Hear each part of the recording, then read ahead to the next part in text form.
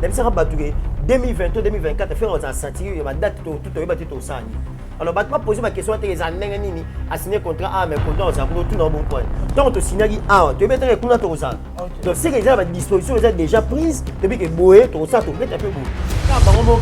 Bon, tu mets ta tête. Il faut tomber un peu boé, il faut tomber un peu boé, tu vas il a bêti boé, nous on met un boé. Mais ce que tout le personne comme sur Erosan, je vais signer un contrat, bon, sur Koto. Mais c'est comme si Baro tâtonné, Baro. Je m'appelle présidentiel.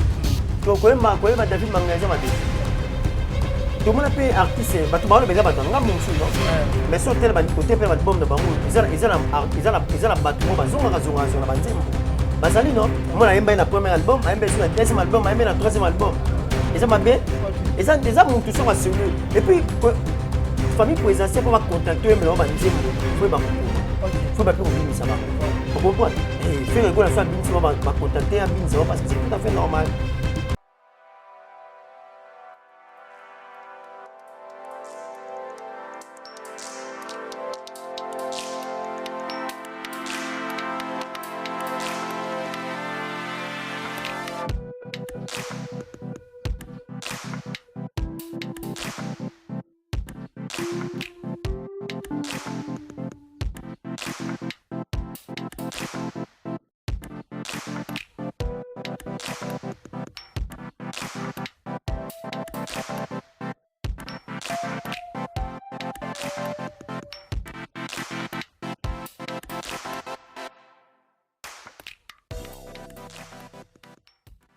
Voilà, merci Nabalandinho Soba Rolanda Bisso na Global Moscou Télévision. Comme je dis souvent, abonnez-vous massivement sur cette chaîne et ça la Bisso Kitoko na Eleng. Nabandeko tout barota la Bisso na ba différentes chaînes nabandeko tout barota la Bisso na ba différents pays pour n'habitué.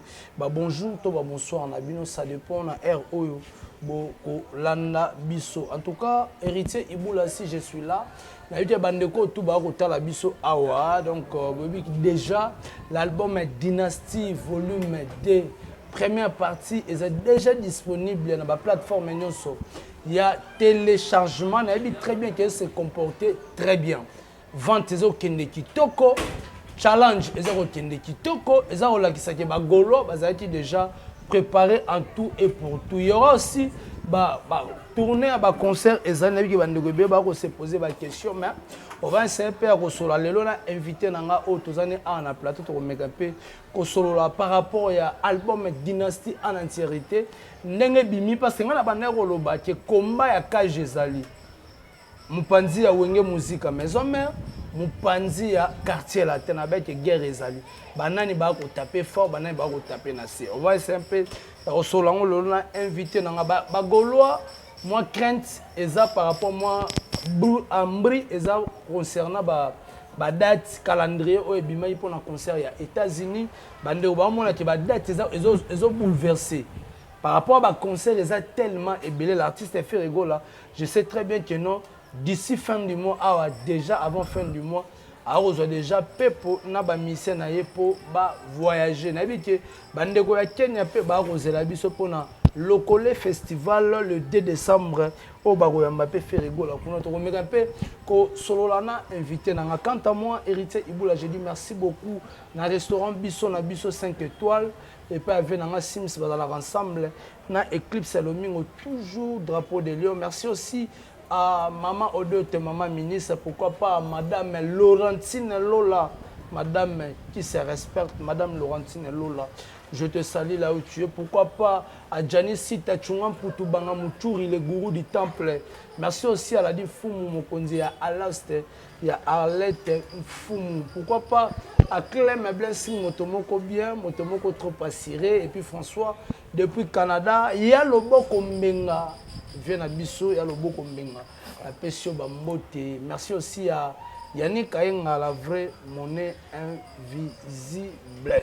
Je suis là avec Fiston Frappe, viens dans Jessica Djenga, London toujours. Je suis là avec Fiston Frappe, père de la Révolution. D'être au Baka, vous mettez que jamais. Joyeux anniversaire à mon pote, Killer Kilesi, tueur des mensonges, le dragon de la presse.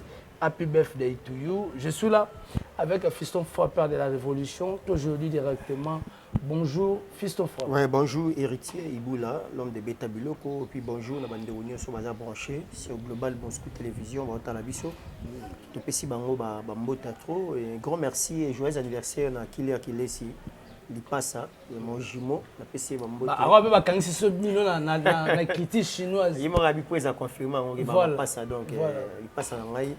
La PC Bambo, joyeux anniversaire avec les fêtes, les gars bien assistés. Vous mettez que jamais le Biboula. On est toujours ensemble. Merci aussi à mon vieux Janissi quand tu vas pour te banquer les gourous du temple. Tu peux essayer de me pourquoi pas la dire fou mon konzaloste. On va la lettre fou mon tu peux essayer de me to sanité. Il y a le beau comme Benga, il y a Balek Belé, il y a Niki Kainga, la monnaie invisible, calé en boca, tu peux essayer de me pourquoi pas maman Fanta Fofana, maman présidente de Bagolois, Blanchard et tous, l'américaine le plus propre. C'est un Annie Dembo, la PC Mbote, maman Pauline Chaco, la PC Mbote, maman MJ300, autrement dit, maman Mejo Andanda. Maître Landry Tangani. Maître Landry Tangani. Maître Landry Tangani. Azuli Banga Kitoko. Maître Landry Tangani. Sans oublier double toto chibo. Double toto. Souka la nzemba osaranati. Dynastie za moi, dans la posée dans OK, c'est au bandina. Vas-y alors. Toi tika ngai dynastie za moi. Dynastie za mystique, dynastie za album morobo oyo. Du jour au jour. Toujours découvrir bilingue nango, toujours découvrir ma chanson fétiche. Peut-être que tu me penser que ça nzembo oyo ba yemi na vie malage ouragan, mais on a la mukau ba nzembo ko ba double taux. On ba nzembo ko ba critique chinois, nzembo ko la assurance. Voilà. Nzembo di bala, mais sur ma père va me biso ba dimension moko boye. Oyo nzembo un album mo dans ce on a recommandé bato encore. On a saïbe émission ba kito bima la distraction. To consommer cet album. Très bel album et ça la chanson. Et ça là artistiquement artiste a travaillé à faire à yembi en tout cas tout que nous consommer en tout cas que sombre dans la plateforme et notre téléchargement et plutôt que nous consommer en gros vraiment on sait qu'on a ba moura bonne musique ba gaulois ba gladiator en tout cas ba bisognos en tout cas sur le linga papa avant linga musique congolaise album de biso en la dynastie tout que nous consommer en gros sérieusement tu n'as jamais déçu. Voilà, tu n'as jamais déçu. Je vois samedi le 28 octobre 2023, Ferregola, dynastie célébration. Bagolois tout Bagosangana le 28. C'est samedi le 28. Donc après à Rosalana, dimanche na Camp David, au Ferregola Robert. Et puis le 28, Bagolois tout fêter pour la sortie d'un album Ebimaki, album Dynastie volume 2 première partie. Na monde que Bagolois tout na o apoto na o ba na Kinshasa, ba sali organisation moko le 28. O ba ko sangana bongo je crois et Rosala na commune ya Ngaliema, quartier Okapi. Na adresse na bango eza Okapi numéro 13 commune de Ngaliema, quartier Okapi, référence Safribat espace Okapi. Dans la place Bagolo Bagosangana habite Fiston Froid par rapport à l'initiative Bagolo Bazan on habite Bago afficher les biso vraiment affiche na bango wana na bandeko tout bagola na biso ko lo bandeni Bagolo na ba organisation oyo ba ko ça parce que ba banda ba organisation oyo depuis faire azara na prison si lelo ba continuer toujours ko soutenir leurs artistes aujourd'hui ko loba ndengeni. Soirée dynastie la série continue, tout na dynastie volume 1. Tout le monde ba soirée ndenge za qui organisé ba barbecue, ba pique-nique dynastie salamaki mais cette fois-ci soirée dynastie volume 2 sorti album Batali Bosso a bandi yango et za bongo et salama ana Kinshasa et nazo profiter pour na signaler na ba Gaulois, ba Gauloises, ba gladiateur, ba mora bonne musique pour nous na Kinshasa toutes les 24 communes de ville pour Kinshasa. En tout cas, les 28 Oyo, nous bangé la soirée dynastie VIP. Voilà. Ils ont la bonne na commune Yangalé, mais précisément dans hôtel Okapi. Voilà. Espace Okapi, l'avenue Okapi numéro 13, c'est ma perception référence. C'est ça, très beau cadre. Donc, tu sais que les gens sont bons, ta salité. Et puis, tu as exigé bling bling. Donc, tu as la pembe, pembe na yo. Yakawana, en tout cas, on n'a jamais décidé. Soirée est bien, bah invité surprise Bazali. Voilà. Dans cette soirée, on va artiste à minene, on va inviter non seulement jet set, bah artiste et en boka la biso, bah artiste à minene, bah Rosalawana. En tout cas, pour nous fêter kaka sorti album de cette dynastie au Dini. En tout cas, affiche na on a si bah la biso le 28 oyo et banda bongo de 16h à 22h. De 16h à 22h. De 16h à 22h, tu as un hôtel, dans un espace au Capuana. Ils ont cadre moko très beau. Sur le tour, ils ont sur la commune en Alema. Et batba pembe pembe. Et boya ko savourer, toi ko savourer sur dynastie. Et ça pour le kumu toujours il y a Gaulois. Puis pour ça artiste. Voilà, et ça dans le kumu pour na ko sepel ça ba Gaulois. Bandeko tout bazwami na bandal kasavu ngiringiri masina. Tozaka na nzela moko so komika na station ma campagne à partir de station ma campagne ba moto etelemaka wana oyebisi atika wana adresse otopesi ba romema tout droit ba tuto ba yebisa fribat ba yebi yango très bien bato ba kenda ba pique-nique kuna ba yebi yango donc eza référence ya bien sûr et place oyo tokoki kozala wana pona ko soutenir toujours l'artiste nem tout ça ko benga ko le droit de participation. Droit de participation $5 hein. $5. Bâtir $5. Voilà. Bâtir $5, chiche ça a $10. On a ça mais la chiche a $10 puis buffet à volonté. Voilà. Buffet à volonté donc il y a ça pour ça na yo wana et dans na $6 wana on peut ça kolia $5 kolia na komela eza na kati. Donc okolia omeli na yo ya ko kanga ba photo na ba mission oyo osepelaka. On a rectifié un bâtiment de 14h. Il y a 16h, de 14h. De 14h à 22h. Il y a ma matinée, il y a ma moui. Donc, il y a Bissoana. Il y a samedi. Il y a samedi. Donc, il y a Bissoana le 28. En tout cas, le 28, nous sommes en affaire. Tu as savourer dynastie. Kinshasa Mobimba. Parce que les gens morts à Kinshasa, posé à dynastie dans le 28. Donc, ils sont venus sur le coup à partir de 14h, tu as dit pembe, plutôt savourer l'album. Voilà, tout savourer l'album, bah surprise et aux alamons makasi. Bah tout le temps, bah au nzembo ya mélange, bah tu balelaki. Mais là, tout le monde est nzembo le roi écriture chinoise et qu'on taper les sous makasi.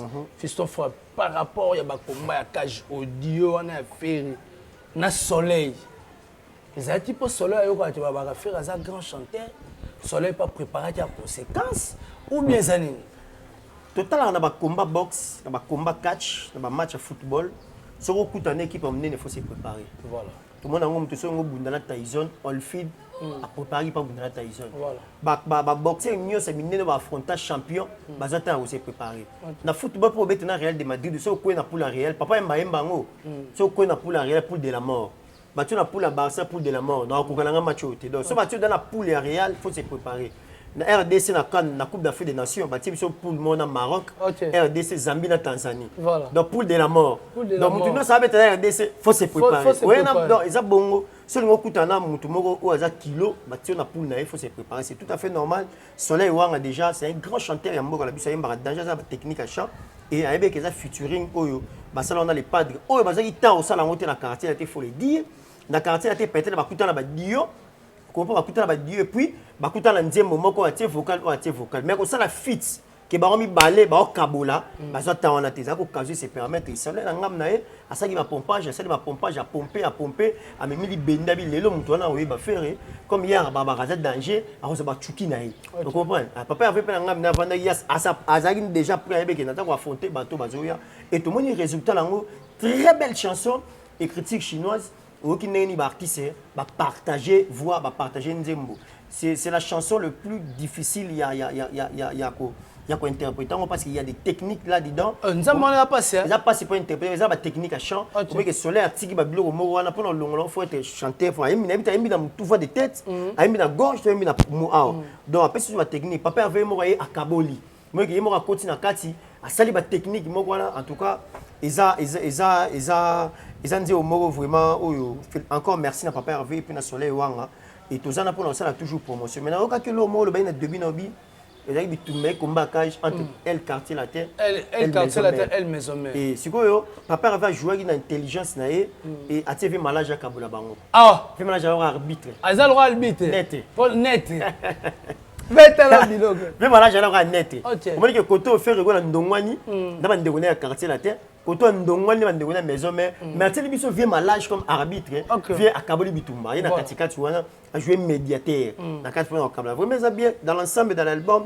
Moi j'ai aimé ma chanson double taux et c'est ma chanson préférée on a sur la guinée moi na zolo le faire a aimé on a qui mawa double taux vous comprenez non ça fait aucun artiste à Leli donc moi ma chair de poulet ma chair de poulet tambolo la assurance voilà OK ba nzembo lokola oza aime na chiluba avec style luba et ba bloka maman attire personnel via Canis sur Mamouchala Moine. Mais Nathalie, fiston faute na bandeko to ba rolanda biso na moni l'artiste fait rigola na dynastie oh c'est comme si azalaki na vision moko ya makasi na album au dynastie par rapport à bandeko musu au ba raté au bazate na kati album mais na moni que l'artiste fait rigola a ressuscité encore Mama Betty Masikini to moni Kin Kester to moni susu Mamouchala Moine ça dit à quoi Ferregola alinga o mema biso wapi nzembo moko ya mère moi yemba na bani komona ete Ferregola yemba na nzembo ya je crois maman et nzembo ya Ozana ete nzembo nani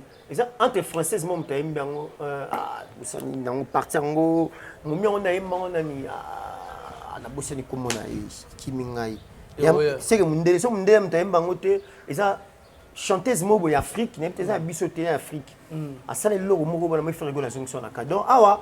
Déjà, volume 1, Dynastie volume 1, essaye de écouter un volume 2. Dynastie volume 1, touche à faire rigoler. A même sur la musique world. Mais après, si on a un style belé, mais volume 2, a présenté la musique congolaise entièreté. Ah, Betty rumba pur, Betty folklore luba, après sur le style la musique congolaise. Vous comprenez?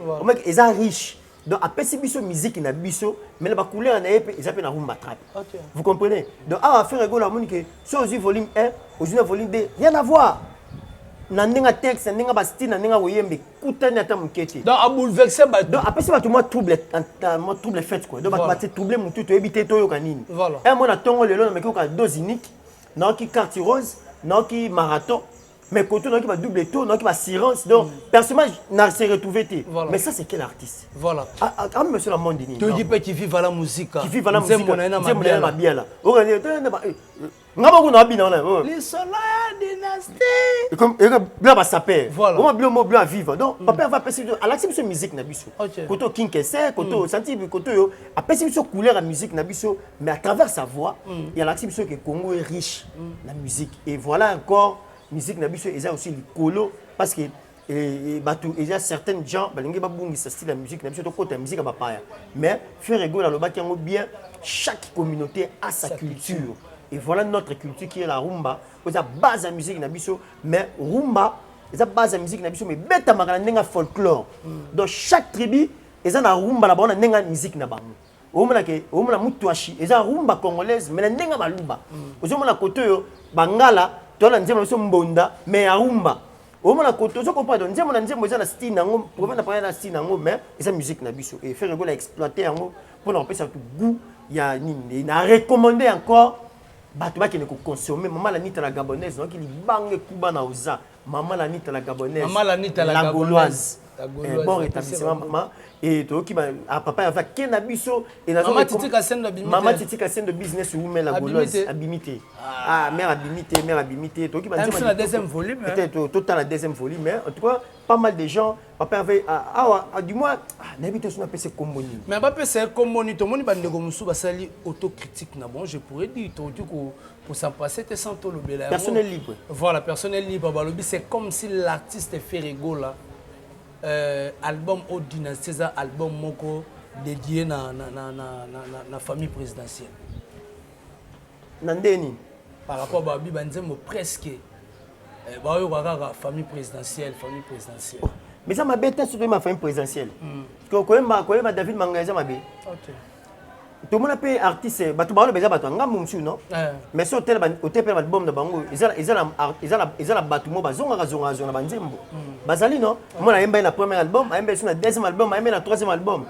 eza mabe eza mutu so celui et puis famille présidentielle pour contacter mais na banzembo faut ba kokoma faut ba pe ko binisa bango vous comprenez et faire rigoler so binisa ba contacter binisa parce que c'est tout à fait normal Madilu a reçu papa la voix présidentielle Madilu a reçu voilà ma voix où binisa ba président et binisa ba président ma famille présidentielle a reçu la voix moi j'ai fait ma famille présidentielle va se retrouver que musique na biso bezali voix musique na biso ezali et on a bien c'est tout à fait normal ça m'a bête abi faire aoler la maman oh mais maman ya bana Congo abeleli maman ya bana ya Congo maman Denis mais c'est tout à fait normal ça maman Congo à la première dame so so yemba yepesa mabete et soit par rapport à ni Ah, ok. T'es besoin de ça, ils des zoua. Et ça, les zoua. Ba contacter beaucoup m'appelle. Beaucoup maintenant nzemba boy. Boy yembisa. Boy bo sepisa pe bo konzipe boy. Déjà les kamba touche, na les kamba foi. Ah, les kamba touche. Ils ont soit la montée. Et soit soit ils suivent bango bon. Ils suivent bango. Mais par rapport à la particularité au trouver dans l'album au Dynasty Party, une particularité nini au m'a intéressé avant que na critique. Particularité intéressante, c'est la collaboration avec chaque artiste. Au senti que n'enga yembina mabia la n'enga yembina modogote. N'enga yembina soleil wanga, n'enga yembina vimalajte. Vous comprenez que collaboration après à différencier ma couleur. Au moins que na modogo, bah yembina modogo c'est des lourds. Mais bah yembina mabia c'est des clairs. Bah yembina vimalaj yembina katikati. Bah yembina soleil qui n'a pas de tête, voit les couleurs. Vous comprenez? Et moi, aucune intervention, Emilia a sali ma voix naïe. Vous comprenez que particularité, c'est plus une collaboration. Donc, à l'acception qu'il est le caméléon de la musique africaine. Donc, à se caméléoniser, bateau n'y a collaboré na bango. Donc, mouta yemine selon couleur naïe. On dit particularité. Et puis, style. Style est moroté. On a dit que n'engue yemine fait malage, n'engue yemine soleil kokaniti. N'engue yemine modogo, n'engue yemine bien les kokaniti. Donc, nous s'est retrouvé dans la voix, dans le style de la musique. Donc, voilà. Voilà, critique. Bon, critique pour la critique. Zala vraiment front. Critique pour la critique. Du début, tu as générique qui t'a tinacé parce que la moindre c'est comme si tu me suis vraiment le bâtiment générique et accroché vraiment. Bâtiment, ça m'a dit déjà que quand on parle de faire rigolo, on voit la rumba. Générique, tu peux combiner la partie B ou Yaka. Yaka pour nous accompagner. Mais binango parce qu'il y a musique. Mais tu vois que faire rigolo d'abord c'est du rumba. Vous avez un rumba pur. Alors générique, après c'est ce générique qui est là. Vous comprenez? Au moins que ma bini le téléphone est déchargé. C'est pas ça pour vous comprenez. C'est tout à fait normal. On a la critique sur l'album sur tous les plans. L'album est tellement bien et intervenir très bien sur tous les plans. Critique aussi par rapport à nous. Et puis, bateau va ça critique, bateau comme on a fait, et va ça critique. Dans le premier album, donc faire déjà critique et pas naïe, le détracteur, dépend de la carrière solo, si l'élo, bah ça la guerre va critique. Mais l'artiste, c'est monsieur de la carrière solo, si l'élo, bah n'a pas ça critique, bah on ne va pas ensemble. Mais déjà à la dynastie volume 2, on ça critique, on va rendre. Oh, le gars n'a pas moni. Ah, il y a ça le gars n'a pas moni aussi la critique. Donc pour l'album, on a du début jusqu'à la fin, banzé moni sur carrière. Banzé moni c'est pas la bien. Ah, ok. Nous espérons que disque platine est dans l'anzela. Biso to rebet ta musique pour la bateau le berté to salon pas tout la trophée mais to mériter en gros parce que ba goula ba somba ba consommer. C'est tout à fait normal. Quand ba somba ba consommer ba mériter en so yé. To zoango pourquoi pas. Mais ça mérite non. Mais ça to sala yango nde to beta pour nango. Non mais ça mérite oyo ba goula ba la c'est que ba consommer artiste ba somba. So ba pesi biso to zui non.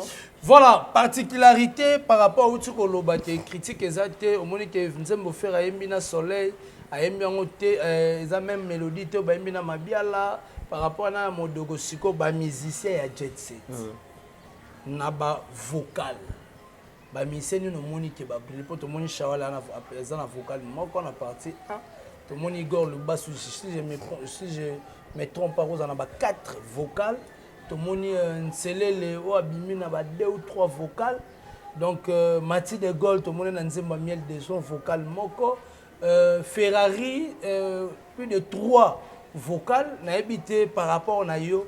Mao peut vocal moko, tu es sous guide digital.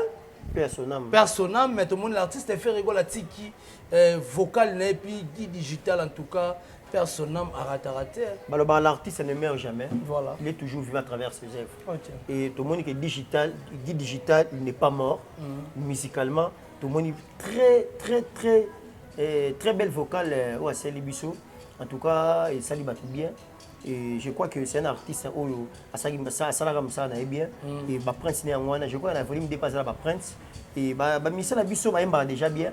L'intervention dans Bango, moi, tout jugé parce que il y a Jésus de Nuance. Ok, pour pas rater le c'est parce que mon coach a Bango Moroté, il a toujours orienté Bango parce que baza bateau baza toujours na cadre d'information yango moni ba orienté bon ba mbi bien ba on soit mbi bien tout c'est la volume 2 zo bi ma track list c'est ma PC déjà tout le monde tracklist c'est 1000 lelo et artiste a posté sur la page nae et déjà le 27 aux albums entièreté. Dans le 20 deuxième volume quand on a précommande déjà partie B et puis le 27 sorti.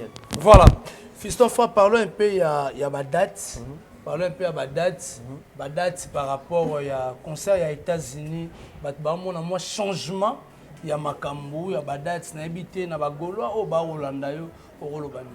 Bon bagola ba Holanda déjà to lobaki yango déjà na bandeko nyonso to lobaki yango déjà que bato ba se déranger te ba date to baki ba date to pesaki mais ezaki na ba pour parler ezaki na bato oyo bazalaki ko contacter biso ba date ya ko tout na alors c'est à nous maintenant fait to ba ko sala ndene ko sala koyeba kosala toyeba définir nani oyo photo pressé ba se déranger na bango te ba date ya ebele et ezala ba date moko mais il y a 3-4 concerts ba ba senga date moko 3-4 concerts ba senga donc c'est tout à fait normal et bando ba za bango calme et ba c'est la programme to pesa bango to beta place to beti donc voilà mais base là tout le monde peut le 2 décembre déjà l'artiste fait rigola aux alabongo na Kenya to éviter alors ça parce que tu as vu que l'artiste a déjà États-Unis et le 2 a rejoint Nengenin.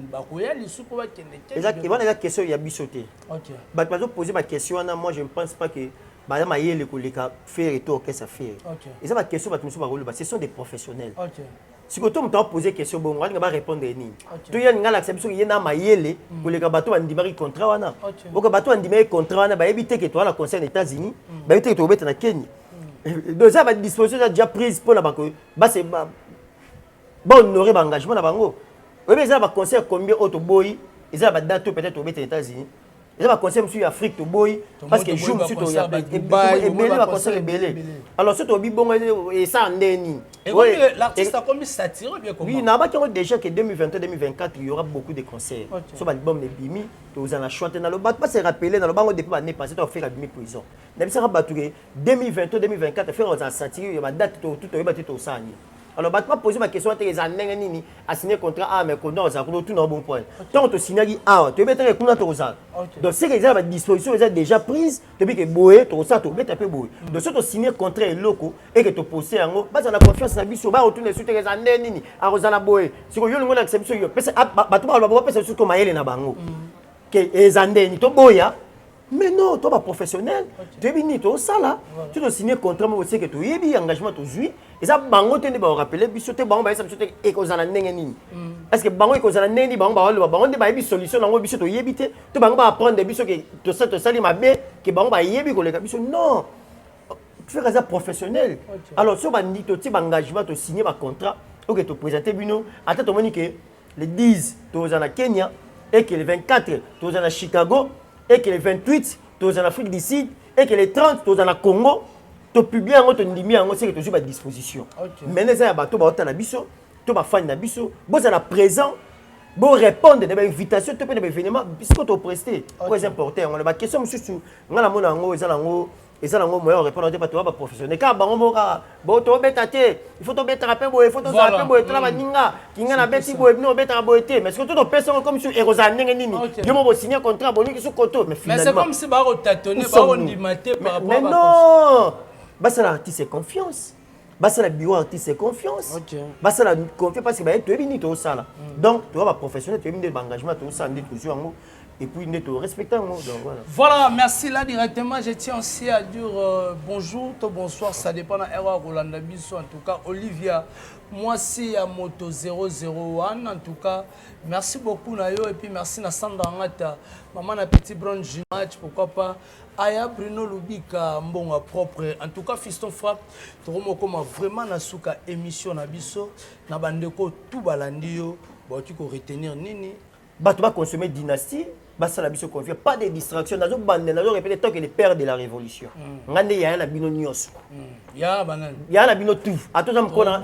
Atozam kona. Tena ah non ben âge. Atabam kona na âge. Bam kona na expérience ya TV. Mais naza ya na bino na matière etali papa Hervé. Parce que je suis le père de la révolution. Je dis et je répète.